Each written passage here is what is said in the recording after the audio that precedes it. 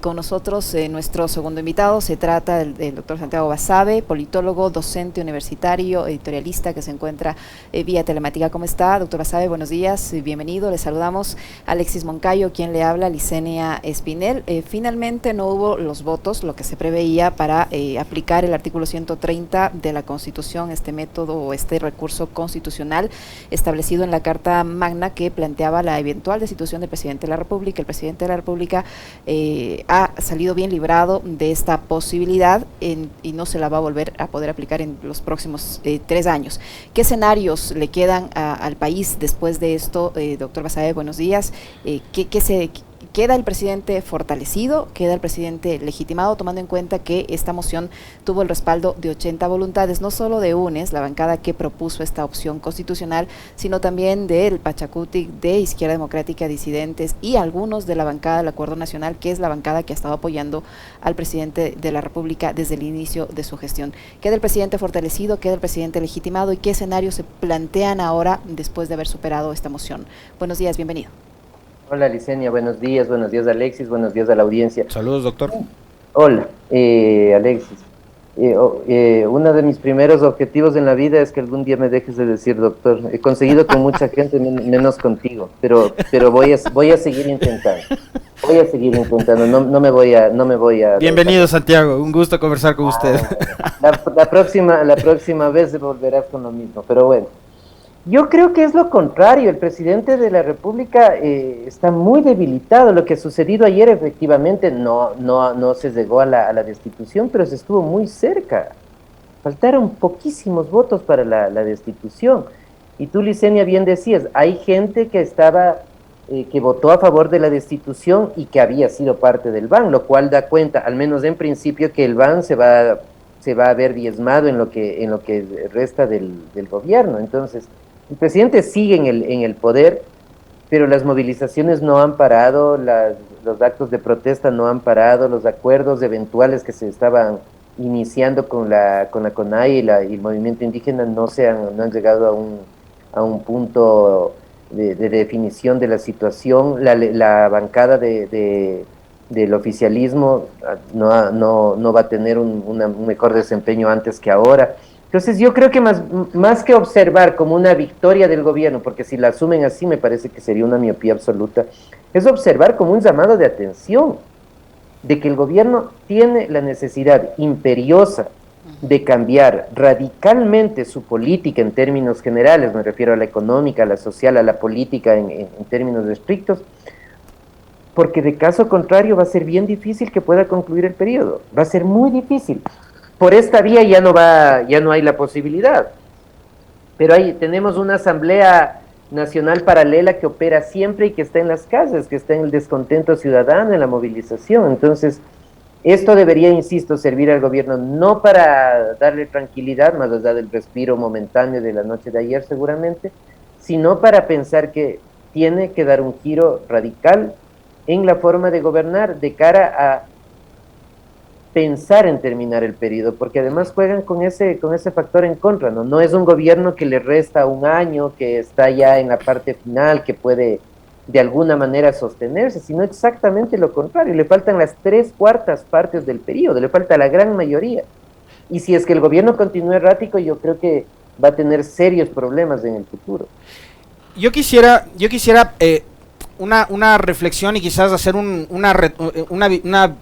tener una visión en retrospectiva con Santiago Basabe de lo que pasó entre los finales del siglo pasado, o sea, la caída de Bucaram en el 97, lo que sucedió con Mawad en el 2000 y lo que pasó con Lucio en abril del 2005 y lo que ha sucedido en octubre del 2019 y en junio del 2022, porque digamos, en esas revueltas los ciudadanos también se volcaron a las calles, pero finalmente fueron las élites quienes terminaron decidiendo, ya sea o en el Congreso de antaño o en la Recoleta, pero eran las élites políticas y las élites militares. ¿Qué pasa ahora cuando vemos que hay, como en octubre, una revuelta popular por descontento? Decía el presidente Lasso hace unos días atrás, Santiago, En octubre del 2019 había un hecho puntual, que era el decreto 883 y los subsidios. Ahora no hay un evento puntual, no, porque hay un descontento que tiene que ver con muchas otras cosas, no son solo los combustibles. Es lo que señalaba nuestro invitado, la desatención en salud, en educación, en general el estado debilitado. Para sacar una cédula hay que esperar 2 meses, para sacar una licencia 3, etcétera, etcétera. ¿Qué es lo que está pasando ahora y por qué resolver estos conflictos políticos que antes pasaba como ocurría, que se reunía el Congreso o en el Ministerio de Defensa y pum, amanecíamos con otro gobierno? Ahora toma tanto la resolución de este tipo de conflictos, Santiago? Es una muy buena pregunta. Yo creo que antes, en los episodios de inestabilidad que bien mencionas, había una élite política. Élite política me refiero en el sentido que tenías caras visibles de la política, ¿no? Que decidían. Claro. Estaba Osvaldo Hurtado, Rodrigo Borja, Andrés Vallejo, Jaime Nebot, León Febres Cordero y Abdalá Bucaram. Nina Pacari, Lucho Macas, o sea, había más gente. Jaime Hurtado. Jaime Hurtado, Enrique Ayala Mora, para nombrar de los diferentes sectores. Eso no existe ahora. Entonces yo creo que nuevamente empieza un proceso de hartazgo ciudadano, ¿no? Pensando en el último, en el hartazgo que se concluye o que concluye en el 2006. En el 2006 la gente está harta de todo y de todos. Se agota un periodo político y surge Rafael Correa, que es la alternativa, ¿no? Que pudo ser Correa o pudo ser otra persona. Fue Correa, que además era una persona carismática, era una persona que se comunicaba bien con la población, etcétera, etcétera. Y emerge como la opción. Me parece que ahora empieza a suceder algo similar, pero no hay un Rafael Correa o una persona que pueda encarnar ese malestar ciudadano. Y no se resuelve como antes porque los que estaban antes ya no están. Y la alternativa, ese outsider, por decirlo de alguna manera, tampoco está, porque Correa ya no es un outsider. Correa fue un outsider, ya no es un actor político más con muchos seguidores, pero también con muchos detractores. De hecho, parte de la política se divide en ese pro Correa, anti Correa. Entonces, y surge Isa. Pero Isa no tiene la capacidad de ser un outsider, porque es muy radical,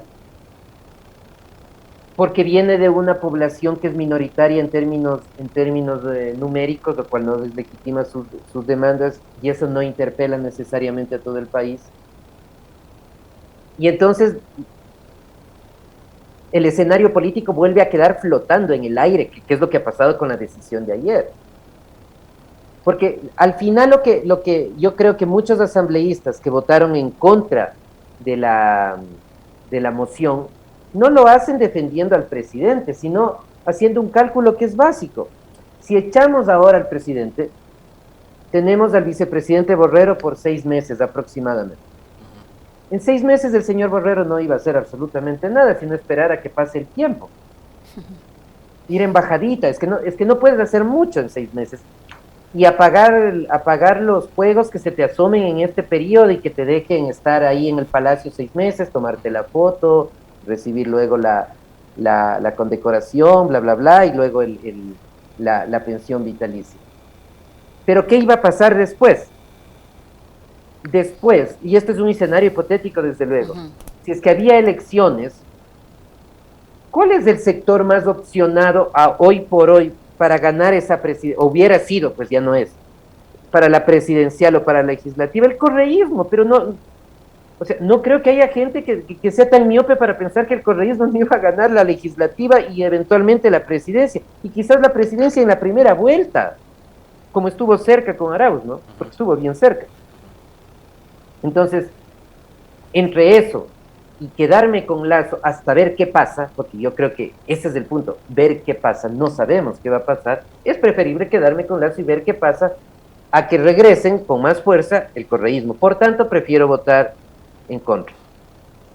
Y en ese razonamiento que a mí me parece que al menos es coherente, no sé si pueda ser tan cierto, ya tendremos la seccional para medir en alguna medida. El único que parece que no entiende esto es Pachacuti.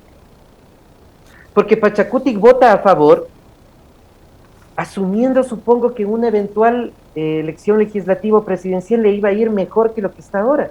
Y a mí eso me parece bastante traído de los cabellos, porque mucha gente, por la decisión de ayer de Pachacutic, le pasará factura en una elección posterior. No sucede lo mismo con lo que ha hecho ayer UNES, porque lo que ha hecho ayer UNES es ir en la línea de sus afiliados, de sus votantes y de sus simpatizantes. Tomando Ellos en no han cuenta de que perdido ya nada. Pachacutic no cuenta, por ejemplo, con... coincido plenamente con el análisis que hace Santiago Basabe. Pachacutic ya no cuenta con Yacu Pérez, Por a supuesto. diferencia de la izquierda democrática que sigue contando con Javier Heros, que puede Claro, ser todavía un buen candidato, a pesar de todo. a pesar de todo, y Yacu Pérez, incluso pensando que Yacu podría volver a ser candidato por Pachacuti, porque sabemos que en la política todo puede pasar.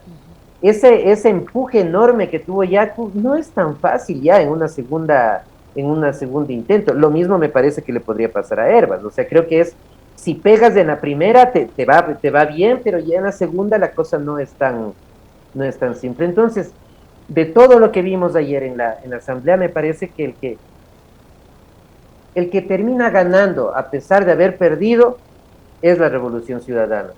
Y el que va a perder mucho más en la próxima elección me parece que es Pachacuti. Y por eso yo entiendo, es una interpretación nada más, de cómo se movieron las tendencias y los votos el día de ayer, insistiendo en que faltaron muy pocos votos para que el presidente salga del gobierno.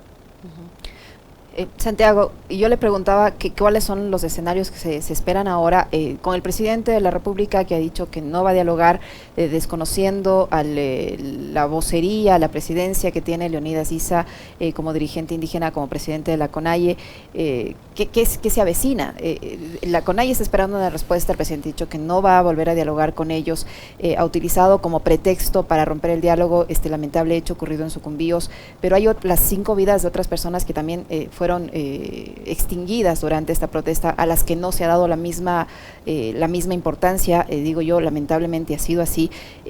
Se ha utilizado esto como pretexto para romper el diálogo, porque también hay detrás de ese ofrecimiento de derogar el decreto 95, de hacer reformas al otro decreto que tiene que ver con la explotación minera, hay grandes intereses económicos.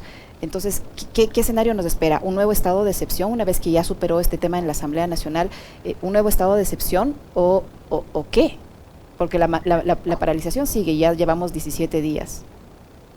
Mira, yo creo que para la posibilidad de nuevos acuerdos hay que partir de algo inicial. La mesa de diálogo que se inició el día lunes ya no va más.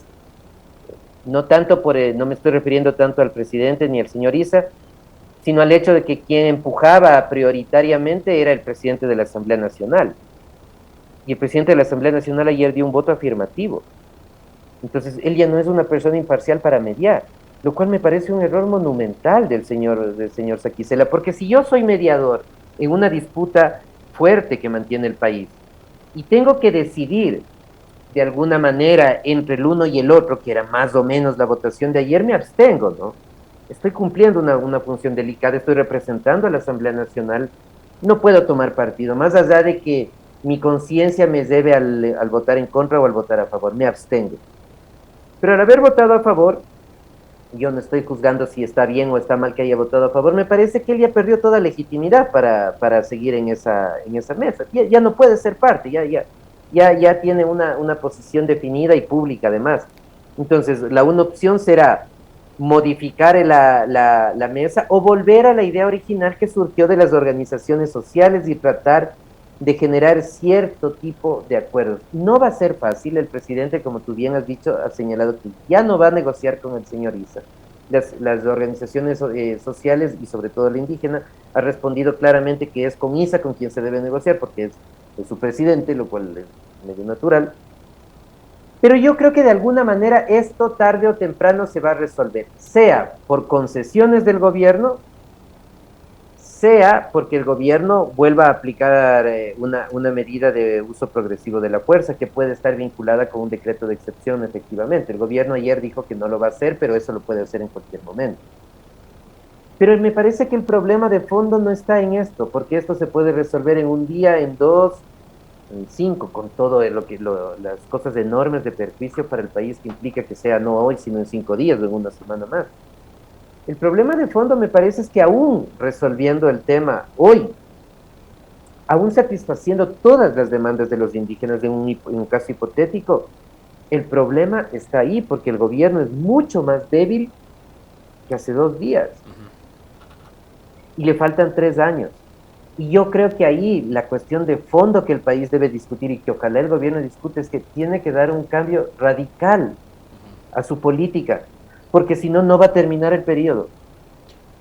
O sea, desafortunadamente hay que decir las cosas así, no va a terminar el periodo, no porque la asamblea lo destituya vía muerte cruzada, sino porque acá la política se hace en las calles, el descontento ciudadano se refleja en las calles, y lo que está pasando ahora puede volver a surgir, y los actores políticos pueden dar un espaldarazo para eso en uno u otro sentido. Entonces, siendo la movilización ahora lo de fondo, desde luego lo importante ahora mismo, yo creo que la gran labor del gobierno está en resolver esto de alguna manera, pero sobre todo en pensar que, sí, que tiene que dar un cambio, y un cambio, me parece, drástico a la orientación de su gobierno de cara a terminar estos largos 3 años que le quedan por delante. Ahora, en esta votación, yo mencionaba, antes de iniciar el diálogo con usted, le mencionaba a Licenia, digamos, lo que ha sido la votación, por un lado de Izquierda Democrática y por otro del Partido Social Cristiano y algunos miembros de Pachacutic, contra quienes en su momento Guillermo Lasso también arremetió. Y creo que el presidente Lasso ha sido probablemente uno de los principales factores y actores de su gobierno para dinamitar esa relación política. Y ahí también quisiera un comentario de Santiago Basabe con respecto de la forma de hacer política del gobierno del presidente Lasso.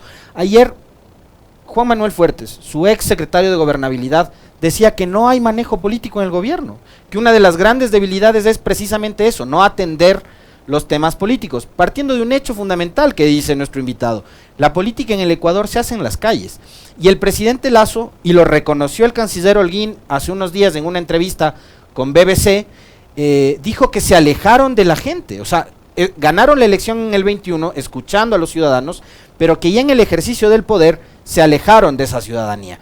Entonces, ahora, el Partido Social Cristiano, que fue atacado por Guillermo Lasso hasta hace un mes atrás, la Izquierda Democrática, que fue atacada por Guillermo Lasso tras la votación de marzo, ahora terminan dándole un voto de confianza. ¿Será posible que Guillermo Lasso se arrime al PSC, nuevamente se acerque a Jaime Nebot, a Hervas, converse con ellos, para que le permitan tener un mínimo margen de gobernabilidad, Santiago, tomando en cuenta de que tiene actualmente, hoy día, 29 de junio, 80 votos de 137 en contra en el Parlamento? Yo creo que el presidente ha cometido errores fundamentalmente porque él, viniendo de la visión empresarial que tiene, asumió que mejorando la economía el resto llega por añadidura. Entonces hay que concentrarnos en el tema macroeconómico, y el resto, lo político y lo social, fluye solo. Que discursivamente suena bien, en el libro suena bien, pero en la realidad no es así, pues. O sea, no es así. En la realidad tienes que poner la política por delante e ir alando el resto de cosas desde la política, lo social y lo económico, y manejar las dos cosas al mismo tiempo, ir interactuando, no dejar cosas para luego, sino ir interactuando entre los 3 o 4 frentes. Eso le cuesta entender al gobierno, por la experiencia en lo puramente privado que le viene de antes. Le cuesta entender al gobierno que en países difíciles para gobernar como el Ecuador, porque el Ecuador es un país bien difícil para gobernar, en eso hemos de acordar, sea Lasso, sea quien sea el presidente, aquí es difícil gobernar, que en un país de este tipo las tensiones con los opositores políticos hay que mantenerlas como tensiones, no como guerra abierta, no como lanzar fuego de forma indiscriminada, porque mañana vas a necesitar de ese actor político. Entonces puedes marcar distancias, pero no hacerlo de forma tan drástica como el presidente lo ha hecho. Ese es un error, evidentemente. El tema de Nebot, el tema de Hervas que has mencionado, dan cuenta de aquello. Entonces, si es que el presidente tiene un ánimo de cambiar, me parece que tiene que hacer renunciamientos, ni siquiera respecto a la CONAIE, ni siquiera respecto a Pachacuti, ni siquiera respecto a otros actores políticos, sino renunciamientos propios en el sentido de decir, todo lo que nosotros queremos implementar en términos económicos y en términos políticos, no tiene un contexto favorable, no hay condiciones, como dicen los marxistas, objetivas y subjetivas. No existen, no existen.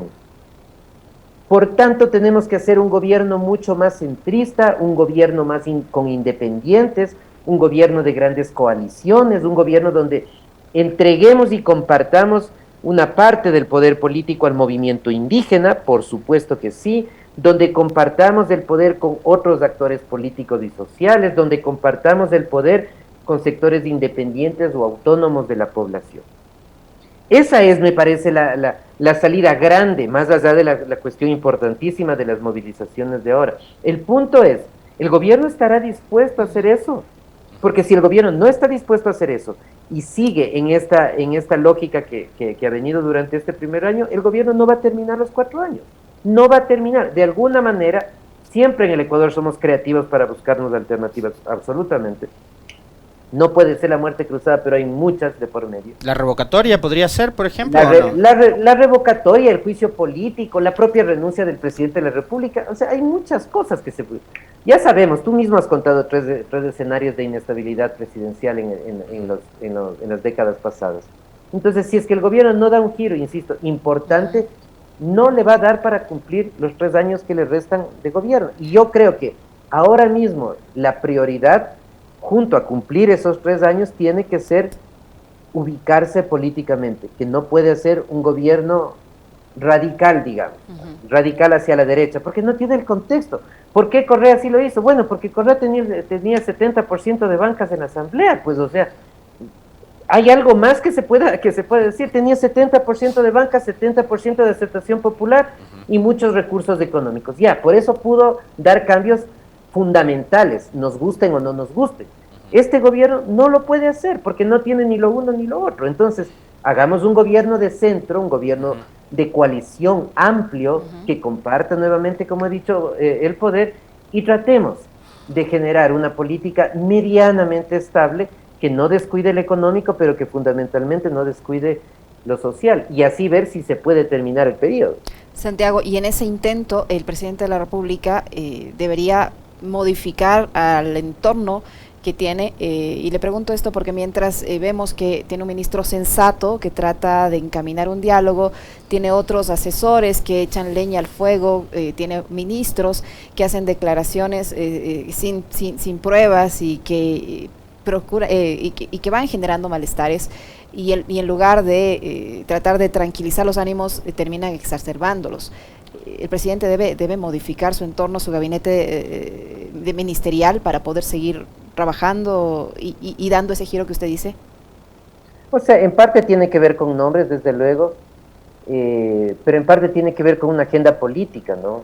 En temas tan álgidos como este, por ejemplo, deben haber 2 voceras, el presidente y el ministro de gobierno, por poner el caso. Nadie más habla. Nadie más concede entrevistas sobre este tema. Mientras resolvamos, estoy poniendo un ejemplo nomás, mientras resolvamos este problema, aquí hablo yo, el presidente, habla tal ministro y tal otra persona. Nadie más. Entonces, ahí das una impresión de coherencia, te guste o no te guste lo que vayan a decir, pero todo el mundo escucha lo mismo. Ahora le escuchas un tono y una línea al ministro del Interior, un tono y otra línea al ministro de Gobierno, un tono y otra línea al ministro al canciller. Y a los asesores, y a los consejeros también. Y a los asesores y a los consejeros, y a gente que, claro, esto que voy a decir es más difícil controlar, y a gente que pretendiendo apoyar al gobierno lo hace de una manera tan virulenta que termina perjudicándolo directamente. O sea, hablamos de los influencers que estaban convocando gente para el enfrentamiento en las calles. Hay mucha gente, sí, cosas de ese tipo, o decir, tratar despectivamente al movimiento indígena. Yo creo que eso no le hace bien. La gente no lo entiende como que es la persona que habla, sino el gobierno como tal. Entonces, nuevamente, yo creo que es una cuestión de que el gobierno asuma qué puede hacer y qué no puede hacer y qué no va a poder hacer abiertamente. Por ejemplo, pongamos un hecho puntual. El Banco del Pacífico. Asumamos que la venta del Banco del Pacífico es prioritaria, que el estado financiero, el estado contable de activos y pasivos, las reservas del banco son deficitarias y el banco podría operar mejor en el sector privado. Asumamos que es verdad. Si es que esa decisión la toma el presidente A, B o C, va a generar conflicto, pero puede llegar a ser viable. Pero no cuando el presidente es alguien que perteneció a la banca. No puedes hacer eso. Así existan razones técnicas, entonces no puedes poner lo técnico por encima de lo político y de lo que la gente naturalmente va a dudar, pues. Entonces ese tema cancélalo, déjalo, que haga otro gobierno. Me explico, son desde cosas así que el gobierno no tiene el olfato para interpretar cómo la gente puede entender sus reacciones. Estás en medio de una movilización, en los momentos más álgidos de la tensión, y sacan estas resoluciones para recortar determinados, no derechos, pero determinados espacios dentro del sector público. O sea, son cosas de sentido común. O sea, no puedes guardarte eso 15 días. Ya, está listo, perfecto. El próximo mes. O meter preso a Isa el primer día de la movilización. O meter preso a Isa el primer día de la movilización. Porque ni siquiera eso da cuenta de una visión de mano dura. Ni siquiera eso. Porque si vos tienes mano dura o quieres ejercer mano dura, le metes a Isa preso y no sale más. Y se queda con prisión preventiva y le haces sentenciar y que se quede ahí. No digo que eso esté bien, digo, si quisieras dar esa imagen al país, haz eso. Pero ni siquiera hacen eso, porque el señor Isa sale inmediatamente, sale reconstituido, relegitimado y reposicionado. Y por victimizado. Eso pero por supuesto, pues, pero si cuando le detienen es el primero en subir al helicóptero y darle la mano a los policías para que suban, pues, si le están haciendo un favor político enorme. Entonces, vean cómo hay cosas que pueden parecer mínimas, que no creo que son mínimas entre el común de los ciudadanos, que el gobierno tiene que rectificar y nuevamente, insisto, si es que el gobierno no hace un giro bien drástico a su política, tornándola mucho más moderada en términos de las aspiraciones que tenían, va a ser bien difícil que culmine los 3 años. Ahora, Santiago, pensemos en el post, ¿no? Después de digamos que se resuelve, ya la asamblea ayer se pronunció, Lasso se queda en el gobierno, supongamos que la movilización indígena se va debilitando con el paso de los días, porque tampoco es que se pueden quedar acá de forma permanente, eso tiene que ver mucho con recursos, con energías, etcétera. Ellos también necesitan regresar a sus campos para poder subsistir y demás. Pero este es un país que se tiene que recomponer, y se tiene que recomponer porque tenemos una sociedad que en extremo está polarizada, que está fragmentada, y que hoy por hoy, no solo en Quito, sino en otros espacios también, y esto es algo que se reproduce mucho en las redes sociales sobre todo, tenemos una sociedad que se ha hecho sumamente racista, aporofóbica. Entonces, ¿cómo tenemos que trabajar también, digamos, desde los espacios de gobierno, desde todos los niveles de gobierno, además, los propios medios de comunicación, quienes tenemos la suerte de contar con audiencias a las cuales nos dirigimos todos los días, para evitar caer en este juego tan absurdo, tan fratricida de terminar llamando al movimiento indígena terroristas, delincuentes, criminales, narcotraficantes financiados por el crimen organizado, etcétera, etcétera, etcétera, y cuando también empezamos a ver un gobierno que deje de gobernar sin ver Twitter. Porque una de las cosas que me llamó la atención a propósito de esta diversidad de voceros de la que habla Santiago Basabe es verle al canciller de la República hablando en esta coyuntura, diciendo que el Twitter es un elemento peligrosísimo y que Correa desde el Twitter está conspirando contra el Ecuador, y que eso fue lo que le dijo al ministro de Justicia de Bélgica. O sea, yo no le veo al ministro de Justicia de Bélgica en una conversación con el canciller del Ecuador, escuchándole decir, es que mira que un tipo que vive en Europa a miles de kilómetros con su celular es el que nos está desestabilizando, mientras acá tenemos a las calles repletas de gente. Además, algo que sí quisiera un comentario particular de Santiago Basabe es, ¿qué tanta influencia puede tener el correísmo con el movimiento indígena cuando las diferencias han sido marcadas y casi irreconciliables? Y eso, digamos, lo vimos en la elección del 2021 también. Entonces, ¿cómo hacemos para reconstruir este país que está tan dividido y polarizado, Santiago? A ver, empiezo por lo primero. Yo creo que hay un grupo del movimiento indígena que está liderado por el señor Isa, que es un grupo más radical. El señor Isa, en su libro El Estallido, él dice claramente que él cree que no hay otra forma que la violencia para acceder al poder. Eso dice el libro, no lo digo yo. No, entonces ahí no hay una interpretación mía. Tengo la impresión que buena parte de los actores políticos, a favor y en contra de las posiciones diversas, deberíamos tener un poco más de precaución en el sentido de leer ese libro. Creo que hay otro grupo del movimiento indígena, quizás el mayoritario, que no necesariamente comulga con lo que piensa el señor Issa, que está buscando reivindicar derechos ancestralmente o tradicionalmente negados a la población indígena, que esos son derechos absolutamente legítimos, pero que la vía del señor Issa no es la de estos líderes. Yo personalmente no le veo, por ejemplo, a la doctora Nina Pacari en la línea política, en la visión política del señor Issa. No le veo a Luis Macas en la línea política del señor Issa. Pero defienden demandas legítimas. Vean que hay dos cosas ahí, a pesar de que ahora, obviamente, como es natural, todo el movimiento indígena ha dicho, nuestro vocero es Issa y con él hay que negociar. Pero eso es natural que lo iban a decir. Pero en las movilizaciones hay un tercer sector que no pertenece al movimiento indígena, que me parece también tiene responsabilidad en el caos y que son grupos organizados de violencia. Que son grupos organizados de violencia no alrededor del movimiento indígena, no, pero que están presentes. En Quito han existido, cuando uno tiene la posibilidad de ver, de escuchar y de que le comenten, ha habido una movilización logística enorme de abastecimiento de armas, de pertrechos, de comida, de gasolina, etcétera, de forma sincronizada, organizada, lo cual los indígenas no lo pueden hacer porque no tienen la formación militar para eso. Entonces, ahí este grupo lo que hace es aprovechar la movilización indígena, que es la que tiene legitimidad. Issa se embandera de eso y busca sus propios intereses, que me parece no son necesariamente los de la gran mayoría de la población indígena, y luego tenemos todo lo que tenemos. Entonces, vuelvo a lo de antes. El movimiento indígena tendría interés en entrar a la fiscalía o a la contraloría. ¿Para qué, pues? ¿Qué juicios tiene?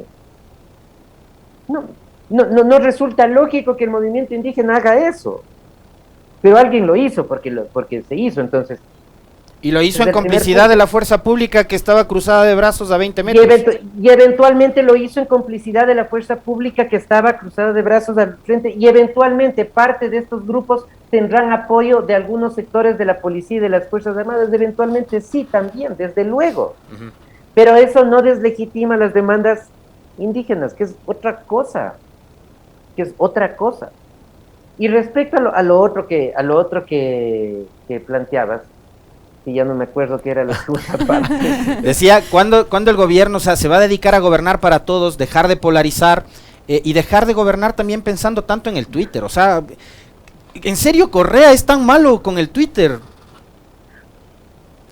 O sea, puede ser que tú gobiernes pensando en el Twitter, que tú asumas que Correa es muy influyente en el Twitter y que Correa te genera un caos en el país vía Twitter. Lo piensas, pero no lo dices. O sea, si lo piensas como actor político, no lo dices. O sea, lo comentas en la reunión de estrategia política y dices, hay este tema que es complicado, pero no lo dices públicamente. Y no te quejas frente a un jefe diplomático sobre ese tema. O sea, me explico. O sea, sí. yo no creo que tú como actor político te puedas apartar de las redes sociales. Las tienes que ver, las tienes que leer, las tienes que procesar, tienes que diseñar, pero no lo dices públicamente.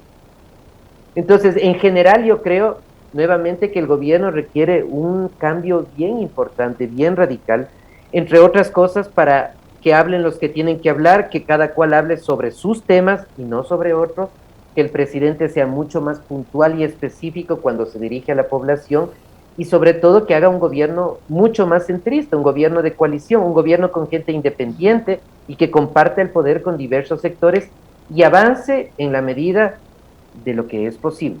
Esos 10 puntos, Santiago, que plantean las organizaciones indígenas que tienen ya 17 días de paralización, ¿son viables todos? No creo que sean viables todos. Hay puntos que son absolutamente retóricos. Por ejemplo, Lice, uno de ellos es la no privatización. La Constitución prohíbe la privatización. O sea, ¿cuál es el objetivo de poner ese punto ahí? No puedes. La Constitución expresamente te prohíbe. No hay vuelta atrás, no hay forma. Si el gobierno te está pidiendo, te está diciendo que va a asignar un monto mayor a la educación bilingüe intercultural, que me parece que es fundamental, modifica tu posición y plantea cómo administrar eventualmente esos fondos. Me explico, para tener algún espacio donde se pueda llegar a algún acuerdo. Pero a veces también me da la impresión que desde la CONAIE no hay tanta apertura, no dejan caminos abiertos por donde en algunas cosas se pueda llegar a acuerdos. No se va a llegar a acuerdos en todo, evidentemente. Eso es imposible, eso es imposible. Pero sí, al menos en algunos temas. Y ahí quizás una labor fundamental puede ser de personas que hagan mediación, que conozcan de mediación, que sepan de mediación y que tengan la legitimidad para operar en ese aspecto.